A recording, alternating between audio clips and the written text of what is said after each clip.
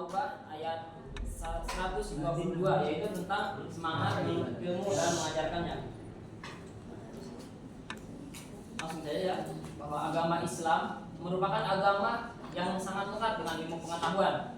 Di dalam agama Islam, semua aspek kehidupan itu sudah diatur sesempurna mungkin, mulai dari beribadah, terus perniagaan, perkawinan, sampai ke pendidikannya juga sudah diatur sebelumnya dengan sesempurna mungkin.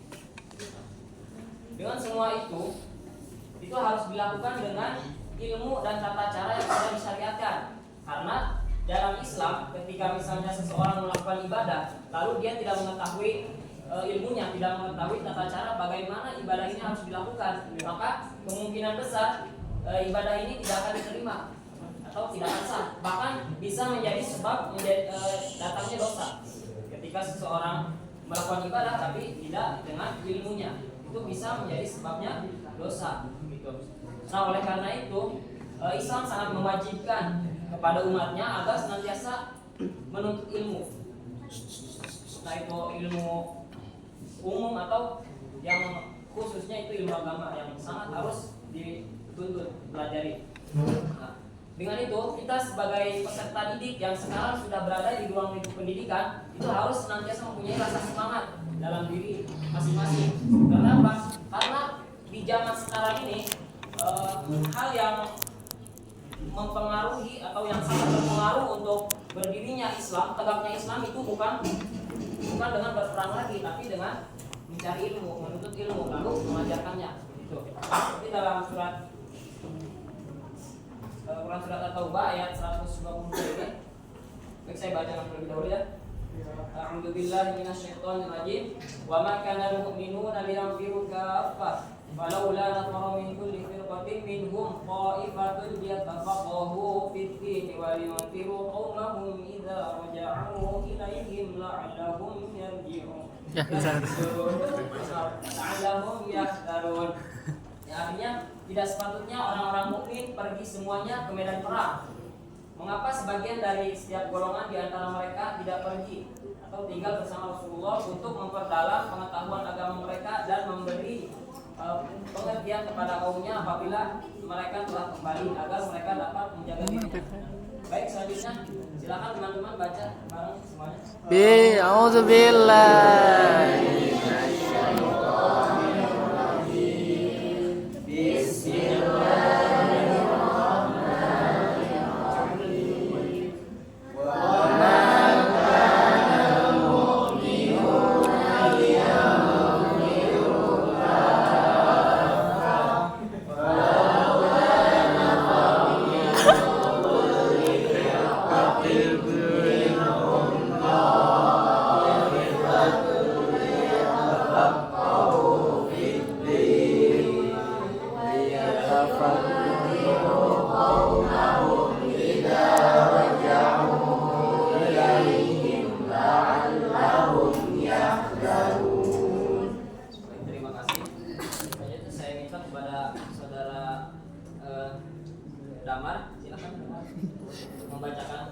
Saudara Munyu. A'udzu billahi minasyaitonir rajim. Bismillahirrahmanirrahim. Wa ma kana al-mu'minuna liyanfiru kaffah falawla nafara min kulli firqatin minhum ta'ifatul yataqaffahu fid-din waliyunziru qaumahum idza raja'u ilaihim la'allahum yahdharun. Selanjutnya dia boleh silakan dia dibaca.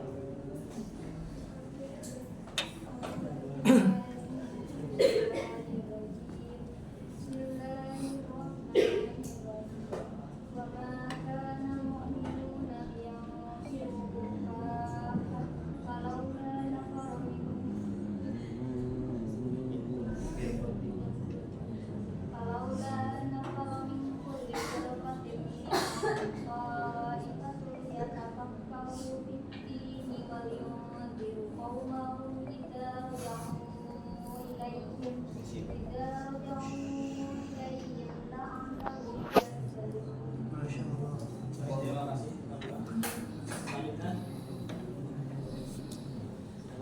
ini ada asbabun nuzul dari surat At-Taubah ayat 122 yang dimana ini diriwayatkan oleh Ibnu Abi Hatim dari Ikrimah bahwasanya beliau berkata ketika turun firman Allah yaitu surat At-Taubah ayat 39 yang artinya jika kamu tidak berangkat untuk berperang niscaya Allah akan menghukum kamu dengan azab yang pedih, itu isinya. Nah, ketika waktu itu ya, ketika turun ayat itu ada sebagian orang yang tidak ikut dalam peperangan. Karena apa? Karena untuk di sini dikatakan untuk mengajar agama kepada kaum mereka. Nah, kemudian di situ ada orang munafik yang berkata kepada orang yang tidak ikut perang tersebut, berkata seperti ini, celakalah orang-orang padang pasir tersebut. Nah, di situ turunlah surat At-Taubah ayat 122. Nah, ini selanjutnya adalah hukum tajwid. Yang mana di sini? Yang pertama ada lafaz wama. Nah, hukum tajwid di sini adalah matobi'i. Alasannya karena ada huruf yang berharakat fathah, ini fathah, lalu diikuti dengan alif sukun. Ini cara bacanya bagaimana? Cara bacanya dipanjang, cara bacanya dibaca panjang dua harakat. Wama, ya. Nah, ini ada hukum jazariyahnya, kaidah jazariyahnya itu malat tawaqafu lahu ala sabab wala bidunil huruf putus salam. Silakan bisa dibaca bersama-sama.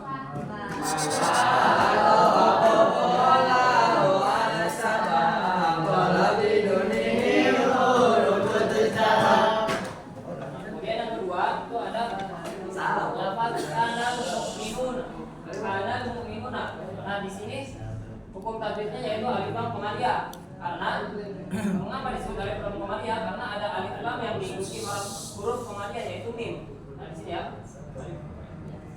Bagaimana cara membacanya? Itu lam sukun dibaca jelas tanpa ada suara yang menghalanginya. Kanal mu'minun. Nah, di sini lamnya lam sukunnya dibaca jelas tanpa ada suara yang menghalanginya. Terus kaidah jazariyahnya itu bilami al halani qabla ahrufi aulahuma idharuha fal ya'rafi.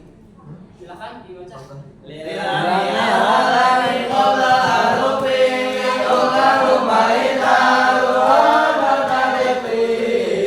Lilami halani qabla ahrufi aulahuma idharuha fal ya'rafi. Kemudian yang selanjutnya ketiga yaitu ada lafaz yang firu. Nah, yang mana di sini hukum tajwidnya adalah ikhfa. Mengapa bisa disebut ikhfa? Karena ada nun sukun bertemu dengan huruf fa. Ya, nun sukun bertemu dengan huruf fa. Cara bacanya itu dibaca sama dengan gemu dan ditahan selama 3 harakat. Yang firu. Nah, hukum kaidah jazariyahnya ar-rafi'ul ikhfa indal fadili minal hurufi wajibun lil fadili. Yo.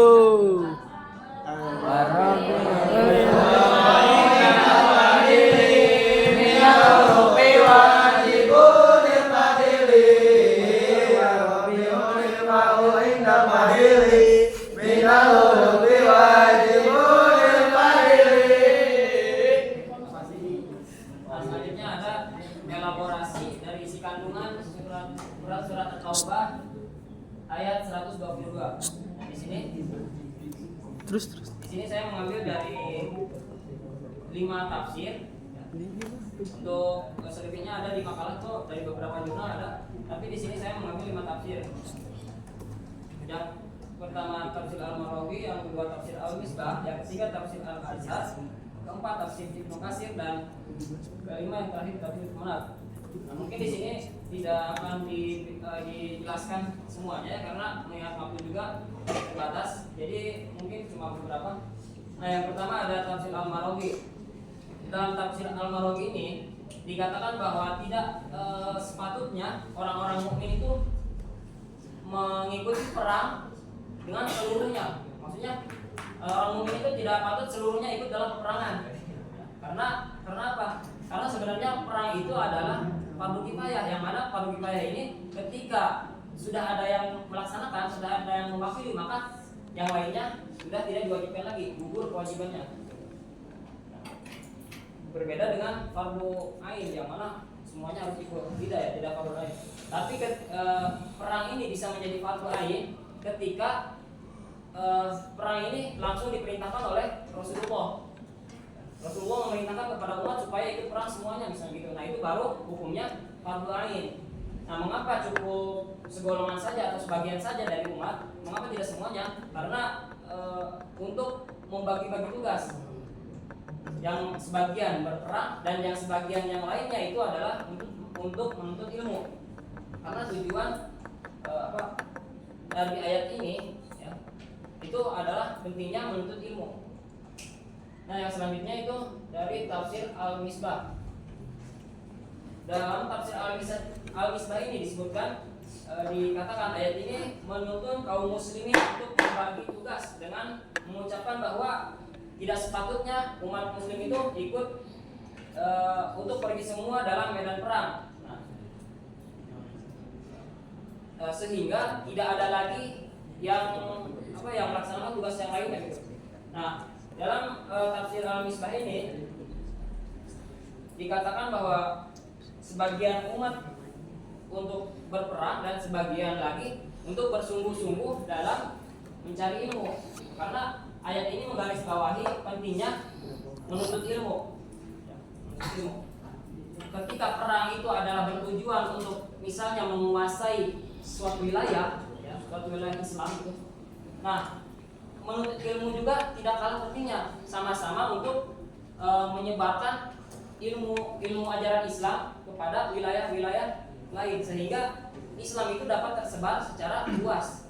Nah, jadi antara perang sama menuntut ilmu itu adalah dua hal yang saling menguntungkan terhadap Islam, saling menguntungkan. Selanjutnya langsung saja kita ke proses pembelajaran. Di sini yang pertama adalah tujuan. Nah, tujuan dari mempelajari Quran surat isi kandungan surat At-Taubah ayat 122 ini yaitu yang pertama peserta didik mampu membaca Quran surat At-Taubah ayat 122 dengan tartil sesuai kaidah tajwid yang ada. Selanjutnya yang kedua peserta didik mampu menulis Quran surat At-Taubah ayat 122 dengan baik dan benar. Yang ketiga peserta didik mampu menghafal Quran surat At-Taubah ayat 122 dengan baik. Yang keempat peserta didik mampu menjelaskan isi kandungan Quran surat At-Taubah ayat 122 sesuai sudut pandangnya. Terus yang terakhir peserta didik mampu mengimplementasikan isi kandungan Quran surat At-Taubah ayat 122 di kehidupan sehari-hari. Nah, yang selanjutnya adalah ada pendekatan. Di sini saya mengambil 3 pendekatan, yaitu pendekatan CTL atau contextual teaching and learning. Yang kedua pendekatan saintifik. Yang ketiga pendekatan kontekstual. Yang pertama pendekatan CTL ini merupakan pendekatan yang menekankan kepada siswanya untuk menghubungkan antara materi dan kehidupan nyatanya supaya materi ini bisa diterapkan pada kehidupan nyatanya. Yang kedua adalah pendekatan saintifik, di mana pendekatan ini adalah pendekatan yang menggunakan kaidah-kaidah ilmiah dalam seperti ya pengumpulan data atau observasi, eksperimen dan lainnya. Yang ketiga ada pendekatan kontekstual, di mana pendekatan kontekstual ini mirip halnya dengan yang pertama yaitu CTL. Nah, yang selanjutnya metode pembelajaran. Di sini ada 5 metode. Baik, terima kasih. Langsung saja kesimpulannya yaitu setelah mengkaji dan mempelajari isi kandungan dari Quran surat At-Taubah ayat 122 ini dapat kita simpulkan bahwa pada saat zaman Rasulullah itu mempertahankan agama itu ada 2 cara, yaitu dengan perang dan dengan belajar. Nah, kemudian pada saat ini kalau dikaitkan dengan zaman sekarang, mempertahankan agama itu bukan lagi dengan perang, tapi dengan cara menuntut ilmu. Nah, oleh karena itu kita sebagai pelajar harus selalu semangat dalam belajar ilmu ya, belajar. Nah, mungkin cukup sekian dari saya. pantun Pantunnya. Biru laut seperti kolam. cakep Ikan paus pandai menyelam. Dari lubuk hati yang paling dalam, Cakep. saya tutup presentasi dengan salam. Assalamualaikum. Cipung, cipung, cipung.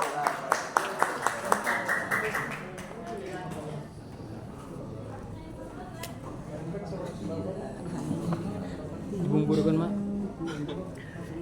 Ini bisa namanya?